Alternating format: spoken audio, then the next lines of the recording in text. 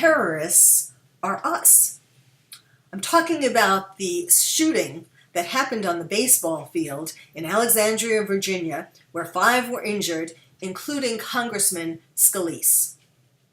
Now, you know that when I talk about terrorists, I'm talking about radical Islamist terrorists, jihadists, those who have misinterpreted the Quran and used it to incite others to wage jihad.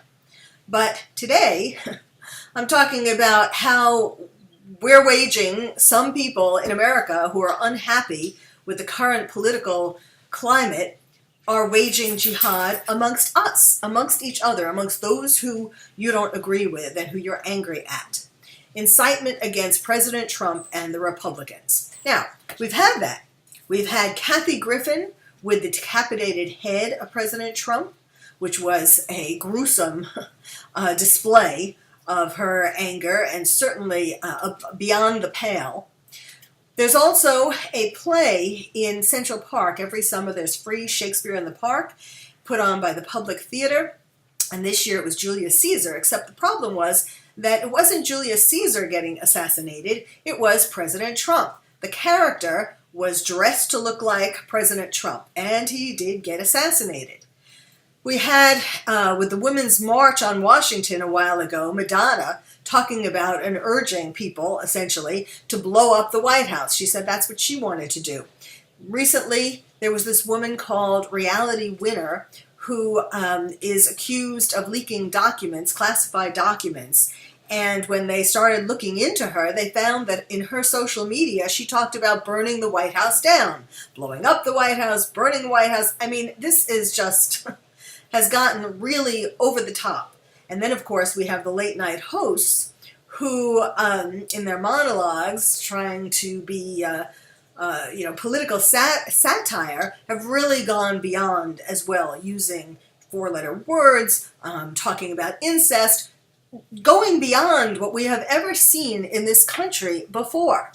And so, of course, there are going to be people who are incited, people who are angry, and people who have a background of violence, and people who, just need these kinds of things to push them over the top. And that's what we had this week with James T. Hodgkinson, who was pushed over the top to open fire on Republicans practicing in a baseball field for the annual charity baseball game between Republicans and Democrats. Now, playing baseball, competing in baseball, Republicans and Democrats, that's a fine way to compete, to express, have your competition and so on in a peaceful kind of way, in a fun kind of way. But James T. Hodgkinson moved from where he lived in Belleville, Illinois. He's 66 years old. He came to Alexandria, Virginia. He apparently was living out of his gym bag. He was unemployed.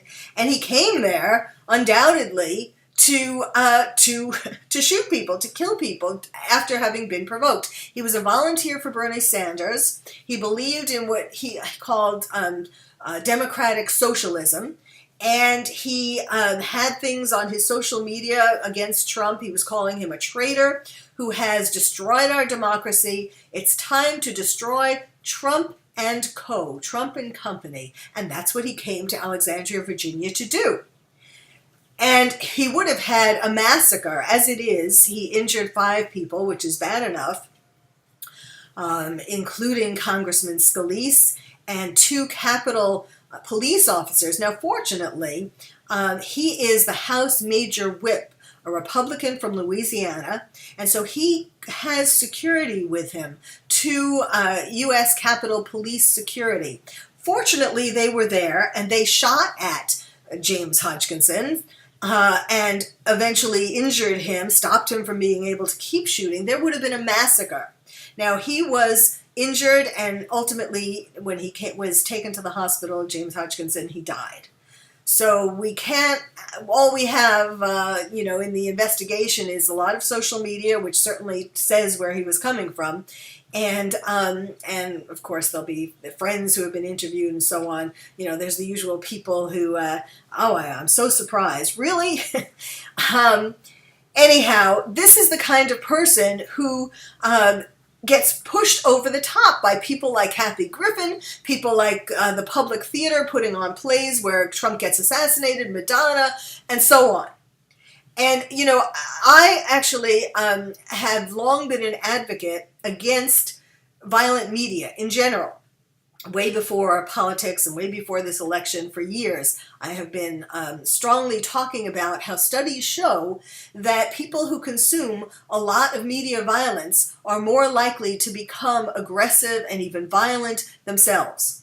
So I'm against all kinds of media violence, and when you have people who are essentially using the media to promote their political agenda in a very violent way, encouraging people to be violent, targeting specific people, Trump and co., then we have something like what just happened this week with the baseball field. Now, I know what you're thinking. I have long supported Trump.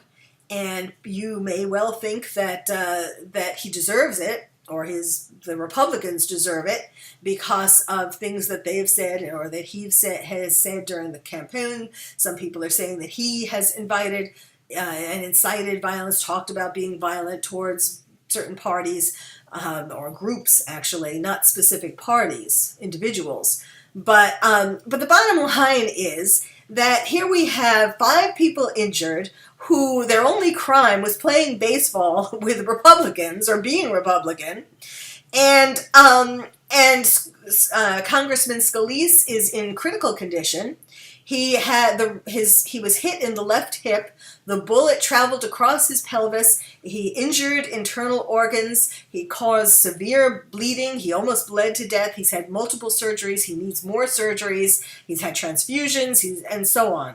And the other people who are injured are still in the hospital recovering from their injuries as well.